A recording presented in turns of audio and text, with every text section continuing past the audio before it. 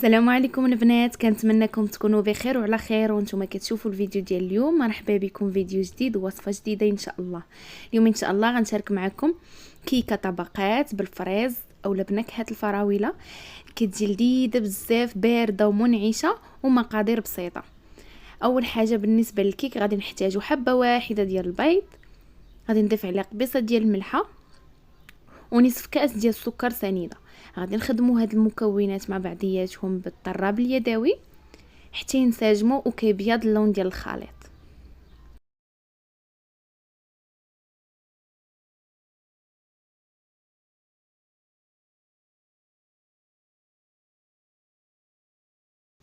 من بعد غادي نضيف نصف كاس ديال الحليب،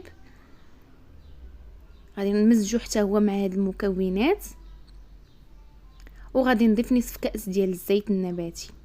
كنخدمهم مزيان حتى كينسجموا. من بعد غادي نضيف النواشف اللي غادي نحتاجو فيهم كاس يكون مملوء مزيان ديال الدقيق الابيض، وواحد راس معلقه اولا نصف معلقه ديال الخميره ديال الحلويات اولا البيكين باودر. كنخدموهم مزيان مع بعضياتهم حتى كينسجموا وما كيبقاش لينا الكويرات ديال الدقيق. بالنسبه للدقيق ضروري نغربلوه من قبل.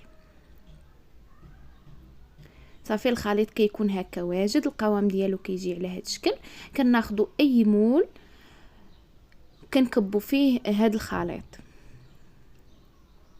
كندخلوه الفران بارد حتى كيتحمر من التحت ومن الفوق، والعافيه تكون مهيله ما كياخذش الوقت بزاف.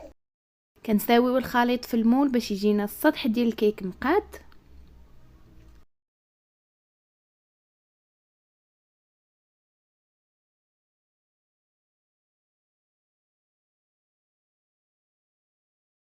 وهنا من بعد ما تحمرات لينا الكيكه وطابت كنخرجوها وهي سخونه، كنسقيوها بنصف كاس ديال الحليب، تقدروا تستعملوا كاس كامل. صافي غادي ندخلها للثلاجه وغادي نخليها حتى تبرد تماما، وغادي ندوزو باش نوجدوا الطبقه الثانيه.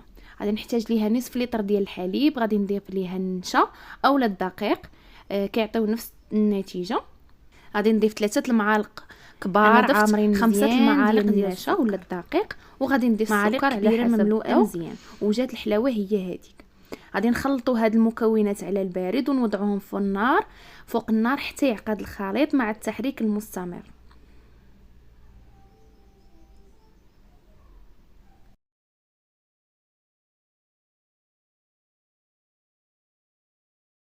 هنا من بعد ما عقد الخليط غادي نضيف عليه واحد 3 الحبات حتى ل 4 الحبات ديال الفريز، وغادي نضيف علبه ديال الياغورت بنكهه الفريز. هاد المكونات كلها كتعزز المذاق وكتعطينا واحد الكريمه بحال الياغورت، كتجي لذيذه بزاف. غادي نطحنوا هاد المكونات مع بعضياتهم مزيان حتى ينسجموا ونوضعوهم فوق الطبقه ديال الكيك.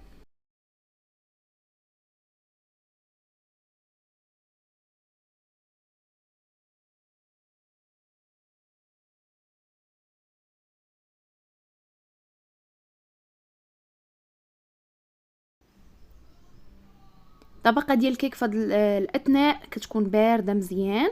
كنوضعوا فوقها الطبقه ديال الكريمه وكندخلوها للثلاجه حتى كتبرد وتتماسك، ما كتاخذش بزاف ديال الوقت.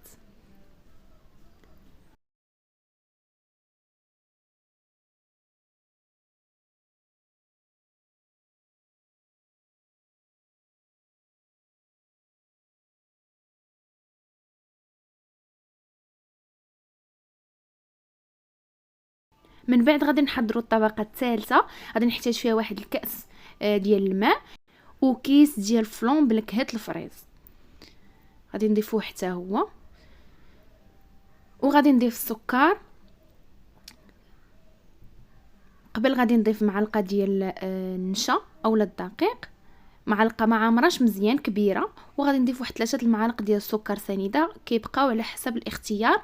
بالنسبه لهاد الكميه جات الحلاوه هي هذه. كنمزجوا هاد العناصر مع بعضياتهم وكنوضعوهم فوق النار حتى كيغلى الخليط، وكنصبوه فوق الطبقه الثانيه.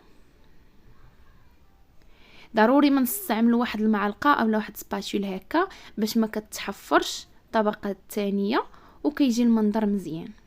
حيتاش هاد الطبقه الاخيره اللي ضفنا كتكون سخونه. صافي غادي ندخلوها للثلاجه من بعد ما كيحيد من هذاك البخار حتى كتبرد وكتماسك، وكنقدموهم بالصحه والعافيه. كتجي كيكه لذيذه بزاف ومنعشه ومعززه بداك المذاق ديال الفريز. زينوها باش ما حبيتو، انا زينتها بطريفات ديال الفريز. كنتمنى هذا الفيديو ينال الاعجاب ديالكم، جربوا الوصفه وتنجح معاكم. نتلاقاو في فيديو مقبل ان شاء الله، مع السلامه.